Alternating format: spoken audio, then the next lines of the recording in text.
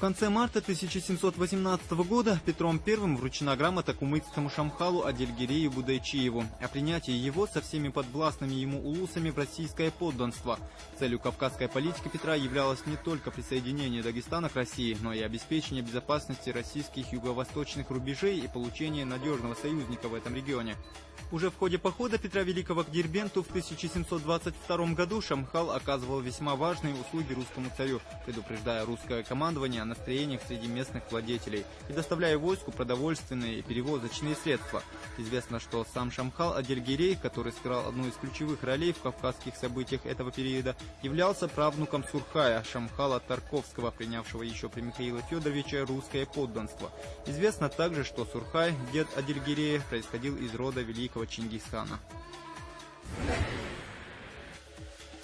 В конце марта 1783 года была совершена экспедиция царских войск в Атаги и Алды под начальством полковника Коха и в Ингушетию под начальством майора Рика. Именно в этой экспедиции приобрел первый боевой опыт Петр Иванович Багратион, российский генерал от инфантерии, князь-герой Отечественной войны 1812 года. Род Багратиона ведет свое начало от Адарнаса Багратиона, эристого правителя старейшей провинции Грузии Тао-Кларджести, сын которого Ашот Куропалат стал царем Грузии. Позже, в 1785 году, в неудачной вылазке отряда под командованием Пиери против восставших горцев шейха Мансура, адъютант полковника Пиери, унтер-офицер Багратион, был захвачен в плен под селением Алды, но затем горцами, пораженными мужеством и отвагой молодого офицера, был добровольно выдан царскому правительству без всяких предварительных условий и требований. 18 марта 1901 года отменены ограничения проживания горцев из числа чеченцев в Грозном. Отметим, что до этой даты проживать в Грозном на постоянной основе имели право лишь представители чеченского общества, которые состояли на военной службе или занимали в гражданском обществе определенный статус. Таковым, согласно предписанию, полагалось получить специальное разрешение, утвержденное властями. Лишь спустя 6 лет, в мае 1906 года, такие же ограничения были сняты в слободах Вединой и Шатой. Однако действия царской администрации, направленные на то, чтобы подорвать основы традиционной культуры горцев, этими мерами не ограничивались. Так, некоторые мероприятия царского правительства существенно затрудняли функционирование и других общественных институтов, из которых немыслима была традиционная культура горцев.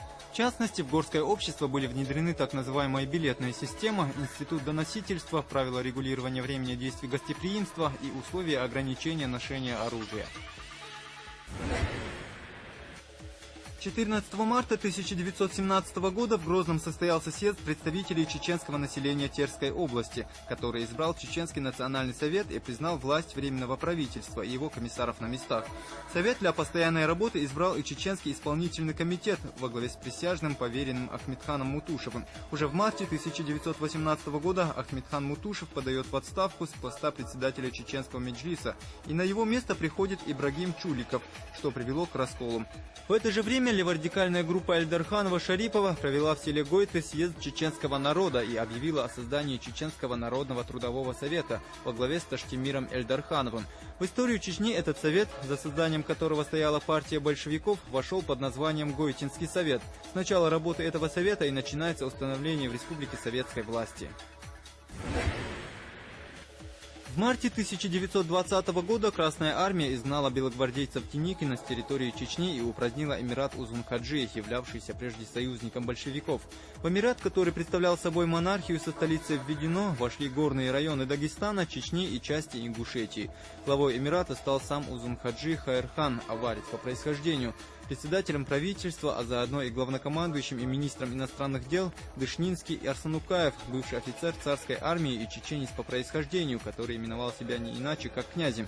Ранее весной 1919 года Чечня, как и весь Северный Кавказ, была захвачена войсками генерала Деникина. Быстро заняв Грозный и притеречные районы, деникинцы столкнулись с мощным сопротивлением. Большевики применили гибкую тактику и использовали эмира в борьбе с Деникиным, обозначив свою линию поведения как совместную борьбу с общим врагом. Однако сразу же после разрешения ситуации советской властью были предприняты действия по ликвидации Узун-Хаджи и развалу объявленного им государственного образования. 18 марта 1925 года вышел первый номер первой национальной газеты «Серло. Свет» на чеченском языке. Сегодня эта газета носит гордое название «Даймох. Отечество». Издание газеты на родном языке явилось мощным толчком для развития чеченской литературы. В ней начинали публиковать свои первые произведения корифеи чеченской литературы Саид Бадуев, Абди Дудаев, Саидбей Арсанов, Шамсуди Айсханов, Магомед Мамакаев и многие другие. В связи с тем, что в Чечне тогда имела распространение только арабская письменность, многие произведения этих писателей были написаны именно с использованием этой графики. За первые 11 лет своего существования газета трижды меняла графику. Если первые номера выходили на основе арабской графики, то в последующем использовалась латиница. Только во второй половине 30-х годов газета перешла на кириллицу. Менялись поколения журналистов, внешний вид газеты, но содержание, цели остаются неизменными. Нести достоверную информацию в массы, находить пути к сердцам людей, распространять культуру, вековые традиции чеченского народа. 23 марта 1932 года в районе Биной вспыхнуло восстание, которое войска ОГПУ попытались подавить собственными силами. Но ввиду серьезного сопротивления вынуждены были обратиться к помощи частей Красной Армии. Возглавил выступление известный в истории как последний имам Моца из Шуани. В начале марта в селении Биной Нажиюртовского района Чеченской автономной области было проведено совещание группы повстанцев, на котором и было принято решение начать 23 марта массовое вооруженное восстание против советской власти. Руководителем восстания был избран выходец из села Шуани Муцу Шамилев. С началом выступления планировалось охватить промысловый Терч-Керчь, станцию Гудермес и в дальнейшем действовать по обстановке. Однако местному ГПУ через своих осведомителей удалось спровоцировать преждевременное восстание и жестоко подавить его. Всего по делу так называемого Чеченского националистического центра было арестовано до 3000 человек. Эти события вошли в историю Чеченской Республики как мартовские события. В марте-июле 1956 года народы СССР, в том числе чеченцы и ингуши, депортированные в ходе Второй мировой войны в регионы Средней Азии и Сибири, снимаются с учета спецпоселений.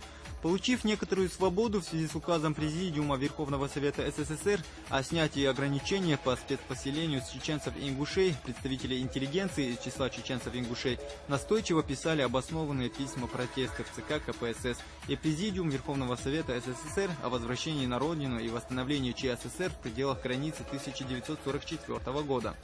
Особую роль в этой работе сыграли Магомед Мамакаев, Халид Ашаев, Абдулла Хамидов, Идрис Базоркин, Муслим Гайрбеков и многие другие.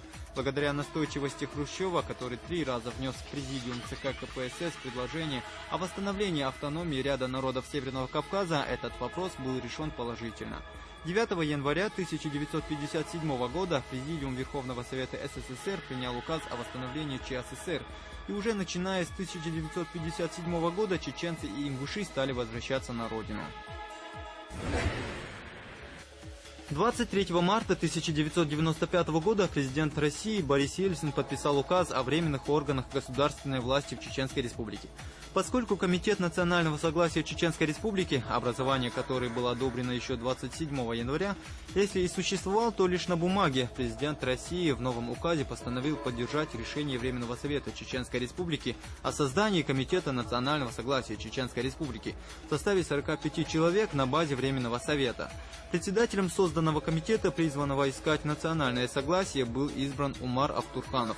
Именно на этот орган президент возложил обязанность искать пути достижения примирения в Чеченской Республике, разработать проект Конституции и провести в республике свободные выборы.